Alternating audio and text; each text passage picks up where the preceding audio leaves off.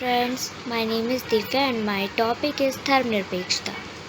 धर्मनिरपेक्षता से तात्पर्य राज्य का किसी भी धर्म को विशेष अधिकार या विशेष दर्जा न देना है, अर्थात राज्य के द्वारा सभी धर्मों के साथ समान बर्ताव करना है, सर्वधर्म समभाव का व्यवहार करना है। राज्य द्वारा सभी नागरिकों को अपना धर्म स्वयं चुनने का अधिकार देना है। राज्य सरकार द्वारा स्थापित संस्थान या किसी भी लाभ को प्राप्त करने के लिए देश के नागरिकों के साथ उनकी जाति, लिंग, धर्म, वंश या जन्मस्थान के आधार पर भेदभाव या मना नहीं कर सकता है। परंतु धर्मनिरपेक्षता का अर्थ राज्य के तटस्थ धर्म से दूरी नहीं है। जहाँ तक भारत का सवाल है तो भारत में धर्मनिरपेक्ष राज्य के पूर्ण गुण हैं, परंतु उनमें कुछ कमियां हैं।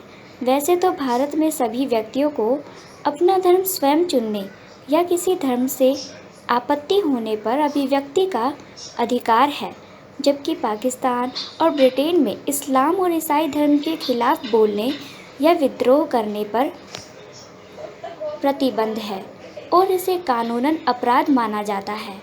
अंग्रेजी सरकार के आने से पहले भारत में नागरिकों का वर्गीकरण गरीब, धनी, शिक्षित, अशिक्षित के आधार पर हुआ करता था, परंतु अंग्रेजी सरकार ने अपनी जड़ें मजबूत करने के लिए भारत के लोगों को आपस में धर्म के नाम पर बांट दिया।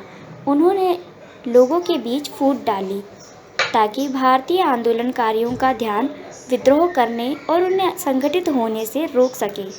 परंतु फिर भी भारत देश में थोड़ी बहुत एकता कायम थी। परंतु जब धर्म का राजनीतिकरण हुआ और राजनीतिक दल जैसे मुस्लिम लीग तथा कांग्रेस दलों ने भी धर्म के नाम पर राजनीति की, तो देश दो गुटों में बंट गया और यह इतना भयावह रहा कि देश का विभाजन हो गया। अंग्रेजी सरकार द्वारा देश में एकता कायम करने वाले प्रस्तावों को ठुकरा दिया जाता था और धर्मों में फूट डालने वाले प्रस्तावों को तुरंत अपना लिया जाता था। आजकल धर्म को आस्था कम और विचारधारा अधिक समझा जा रहा है, क्योंकि आस्था लोगों को आपस में प्रेम और भाईचारा सिखाती है। सभी धर्म लोगों को अपनी अच्छी नैतिक शिक्षा देते हैं, जबकि विचारधारा एक प्रकार का भेदभाव उत्पन्न करती है। कुछ लोगों का मानना है कि हमारे देश में सांप्रदायिकता का मूल कारण यहाँ की विविधता है, जबकि ऐसा नहीं है, क्योंकि विविधता तो सदियों पहले से विद्यमान है और सांप्रदायिकता आधुनिकता बढ़ने के साथ साथ बढ़ती जा रही है, क्योंकि आधुनिकता के साथ साथ राजनीतिक दल भी वोट हासिल करने का आधुनिक तरीका ढूंढने लगे हैं। वह वोट के लिए इस विविधता का उपयोग करने लगे हैं, जिसने देश में विभिन्नता व अलग पहचान को जन्म दिया। ऐसी पहचान जो एक राष्ट्र की नहीं, धर्म व पंथ पर आधारित है। इसी प्रकार से आधुनिकता बढ़ने के साथ साथ एक और बड़ी समस्या कि देश में किस भाषा को प्राथमिकता दी जाए प्रमुख हुई है, क्योंकि देश में कुछ ही लोग हिंदी और कुछ अंग्रेजी बोलते हैं और बाकी बच्चे अन्य भाषा बोलते हैं। इस तरह एक भाषा को प्राथमिकता देने पर अन्य लोगों के साथ भेदभाव व अन्याय होगा। इसलिए देश में किसी भी भाषा को प्राथमिकता नहीं दी गई है, परंतु फिर भी हिंदी भाषियों की बहुलता के कारण देश में प्रशासकीय कामों के लिए हिंदी को राजभाषा घोषित किया गया है, जिस पर बहुत विवाद है।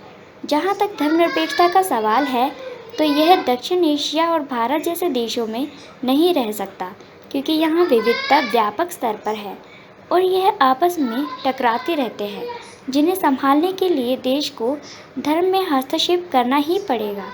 भारत में हिंदू बहुसंख्यक है, जिस कारण अन्य जाति व धर्म के लोगों को भय बना रहता है कि कहीं वह बेगाने या पिछड़े ना रह जाए। इसलिए हमारे संविधान में सभी धर्मों को समान अवसर और समान अधिकार है। व्यक्ति अपने धर्म का प्रचार प्रसार करने के लिए शिक्षण संस्थान भी खोल सकते हैं, किंतु बिना किसी के साथ भेदभाव के। वे किसी को भी धर्म बदलने या धर्म को मानने के लिए बाध्य नहीं कर सकते हैं। अंततः धर्म, जात, लिंग आदि का भेद किए बिना हमें सभी लोगों को साथ लेकर चलना चाहिए, क्योंकि इसी से ही देश का विकास होगा।